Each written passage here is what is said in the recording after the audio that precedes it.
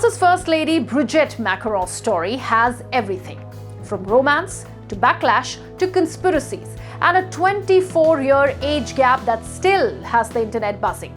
Now toss in some wild claims about gender identity, a viral slap, and a defamation lawsuit in Delaware, and you've got the makings of one of Europe's most headline-grabbing First Ladies.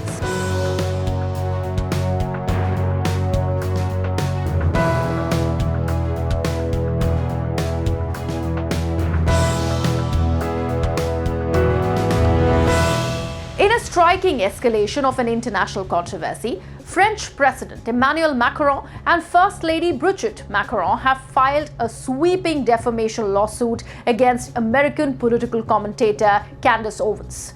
The suit accuses Owens of orchestrating a year-long campaign of false and malicious attacks, including claims that Brigitte Macron was born male, stole her identity, and that President Macron is under CIA mind control. The case marks an unprecedented legal clash between a sitting world leader and a US media figure, raising urgent questions about the limits of free speech, the power of online disinformation, and the weaponization of conspiracy theories in the digital age. In late 2021, a bizarre and deeply personal conspiracy theory began to circulate in fringe online spaces that Brigitte Macron, the First Lady of France, was secretly born male under the name of her brother Jean-Michel, and that she had transitioned genders in secrecy before marrying Emmanuel Macron. This theory, like many digital age fabrications, began with obscure pseudo-scientific videos and amateur sleuthing.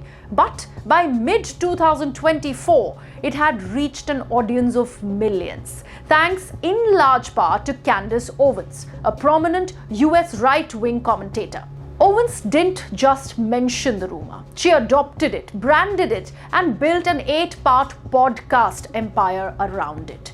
In Becoming Brigitte, a series streamed by millions, Owens expanded the theory to include even more sensational allegations that Emmanuel Macron and Brigitte are blood relatives, that Macron was selected for power by the CIA under the shadow of the MKUltra mind control program, and that French presidency itself is the product of psychological and familial deception. What began as a fringe smear evolved into a case study in how misinformation metastasizes into mainstream discourse, especially when it's monetized, platformed, and protected under broad interpretations of free speech. To understand the scope of the campaign, it's important to grasp the ecosystem that fuels modern disinformation. Owens has nearly 7 million followers on X and over 4 million subscribers on YouTube. Her brand is built on provocation, deliberate, calculated disruption of conventional narratives. With Becoming Brigitte, Owens went further than usual. She stated outright she would, quote, stake her entire professional reputation on the claim that Brigitte Macron is a man. The podcast series didn't just repeat falsehoods. It fabricated a universe around them. Listeners were told that French official records were forged, that Brigitte's children don't exist or are actors, and that Emmanuel Macron is not only complicit but potentially a product of elite psychological engineering. Throughout the series and related social media posts, Owens mocked the Macrons' effort to correct the record, taunted them with requests for interviews, and capitalized on their refusal to engage as evidence of guilt. This wasn't journalism. It was a targeted, systematic campaign of misinformation repackaged for entertainment and revenue. On July 23, 2025, the Macrons filed a 22-count defamation lawsuit in Delaware Superior Court, a rare and legally complex move by a sitting foreign head of state against an American media figure. The suit accuses Owens of acting with actual malice, the standard US defamation threshold for public figures. The complaint spans 218 pages, detailing Owens' repeated assertions despite receiving 3 formal retraction demands, each accompanied by documentary evidence disproving the claims. The Macrons argue they were subjected to a campaign of global humiliation, citing emotional and reputational damage as well as financial costs in correcting the public record. They note that Owens not only refused to retract but actively monetized the controversy through podcast ads, branded merchandise, and subscriber growth. Legally, Owens is expected to invoke First Amendment protections, framing herself as a journalist under attack by a foreign government.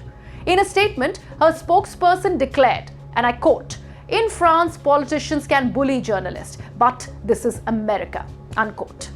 But the First Amendment doesn't protect knowingly false statements made with malicious intent. The legal question is whether Owens knew the claims were false or acted with reckless disregard for the truth. That's a high standard to meet, but not an impossible one, especially given the documented evidence and Owens' public posture of ridicule. The idea that the First Lady of France has secretly stolen the identity of her brother should be laughed off as preposterous. Instead, it has become the basis for legal battles in 2 countries, death threats, public harassment, and the weaponization of digital space. In France, courts have struggled to contain the fallout.